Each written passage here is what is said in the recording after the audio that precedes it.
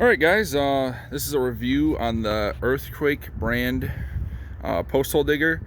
I got it at Menards. I'm not sure where else they sell it. That's just where my local tool shop is and what I bought. I originally went with the Harbor Freight. I had some unfortunate luck with that. I do like Harbor Freight for obviously probably the same reasons many people like Harbor Freight. However, I just had bad luck, so here we are with the Earthquake one.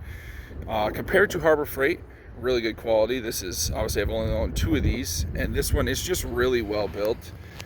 You know, it's just firm. The transmission, like it says, is really fluent compared to the Harbor Freight. Just really nice designed machine. 43cc, and it's got plenty of power for my yard, which is full of rocks and junk, so I assume it's got power for everybody else's yard that would need it.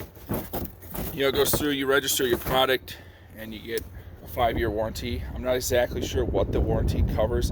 Obviously, they don't cover everything, but you still get a 5-year warranty. You know, it's got the ball bearing transmission, which you definitely can feel.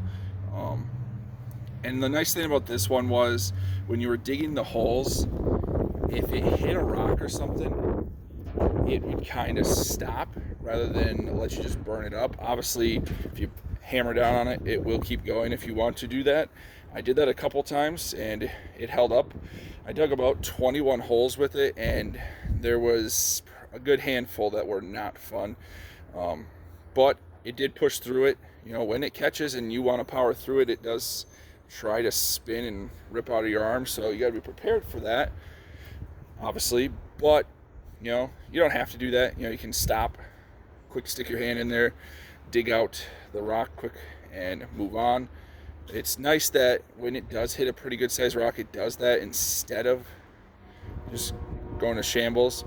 But I usually dug most of the holes with it at half speed, just to be prepared for that situation. If you go in full bore, it will really grab, and if you're not prepared, it will rip out your hands. I'm a pretty big guy, so not strong, the strongest guy ever, but I'm, you know, I mean, if you were a smaller person, it would definitely whip around. But yeah, it's a really nice unit, well built. You know, starts up pretty okay. I'm not very maintenance savvy on small engines, so you know, I run myself into issues sometimes. But you know, this is brand new. Like I said, 21 holes dug. I will go ahead and dig a quick simulation kind of hole in a random spot just to show what it can do and whatnot. I should add, before I do dig that hole, I have a Harbor Freight auger, the 8-inch one that I bought from them. It was $80, so I figured, why not? I mean, this is you only buy the head with the one I bought, so I needed auger anyways. And this Harbor Freight auger held up really well. Like I said, when it hit rocks and whatever I did, you know, I took it, and the blade still looks really sharp. And I mean, it's dirty here, but it was really sharp, just keeps going. The other thing to note is pretty cool that being that I wasn't always careful where I set it, sometimes while I was idling, it did fall over, and you know, unfortunately shouldn't do that, but it took the beating and held up. So I'll go ahead and dig a hole quick in a random spot. Just got to set the camera up just because I'm not 100% prepared for this task at hand, but I will go ahead and run it.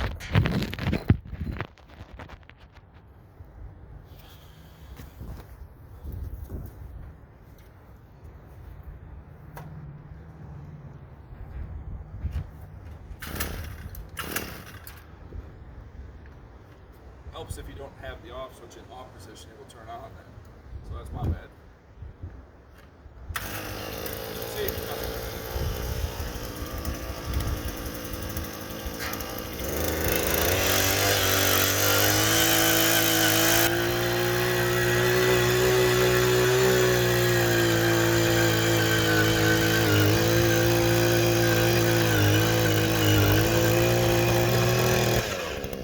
Right there, I hit rocks, so it doesn't really want to go down any farther. Obviously, I can try to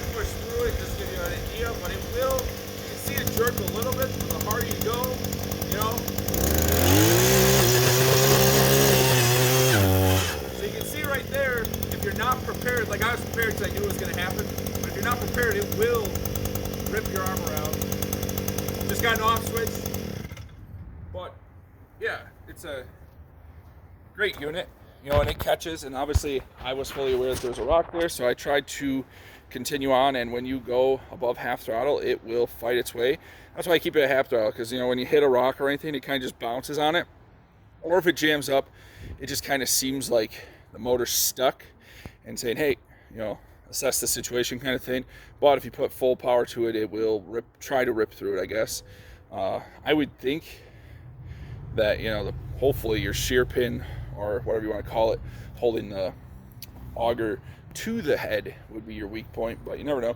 Anyways, for the most situation, it'd just be better to pull the auger out quick and, hey, what's in the hole, and avoid all that, but you can do whatever you want. Hopefully this video's a good representation and review for it. Like I said, I don't do YouTube videos. This will be my only second video, but I want to put it out there because I had a bad experience with one, and then I had a really good experience. And the bad experience, nothing against Heart Freight, could just be bad luck. Maybe I don't even know, but either way, they were really nice about taking care of that, and I ended up going with this one from Menards. Really good auger head, and it just holds up. Obviously, considering I want this to be something that I can use for future projects, or my family can use, to rent it out, pass a couple beers or whatever it may be, and hey, I'll use your thing for the weekend. Yeah, it's just really nice to have on hand, so I'll keep it nice. But like I said, I'm not a fence guy. This would be my first fence that I actually put up, and it turned out really nice. Got a cluttered yard because we've been moving stuff around and stuff, but overall, the fence turned out really nice. Got the post done really fast, and today it's windy and going to be raining, so it was nice to get it done yesterday early. We did it over the course of a couple days, but we finished up yesterday.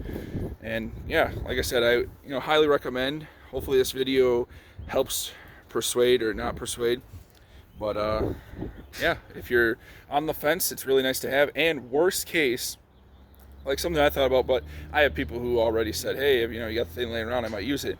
But you pay what you pay for it. Throw the thing up on Facebook or Craigslist and sell it, and you'll probably come pretty close to had you just rented one.